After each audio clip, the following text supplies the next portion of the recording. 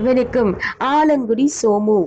சிவகங்கை மாவட்டம் காரைக்குடிக்கு அருகில் உள்ள ஆலங்குடியில் 1932 டிசம்பர் 12 பிறந்தவர் ஆலங்குடி சோமு. திரைப்படங்களுக்கு கதை வசனம் எழுதும் ஆசையில் சென்னை வந்தார்.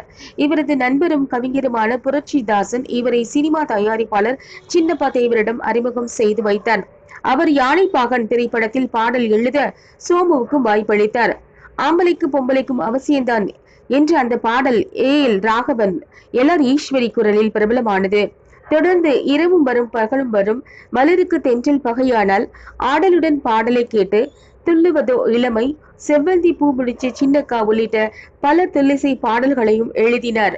மேலும் தாய் இல்லாமல் நான் இல்லை, ஆண்டவன் உலகத்தின் முதலாளி, இறந்தவன் சுமந்தவனும் இறந்திட்டான், உள்ளத்தின் கதவுகள் கண்களடா உள்ளிட்ட தத்துவ பாடல்களையும் எழுதி புகழடைந்தார். கே. பாலச்சந்தர் இயக்கிய 10ஆம் பசலி, ஜெய்சங்கர் நடித்த வரவேற்பு ஆகிய திரைப்படங்களையும் தயாரித்தார்.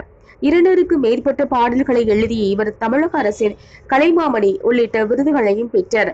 தனது 65வது வயதில் 1997ஆம் ஆண்டு ஜூன் 6 மறைந்தார் ஆலங்குடி சோமு. நன்றி.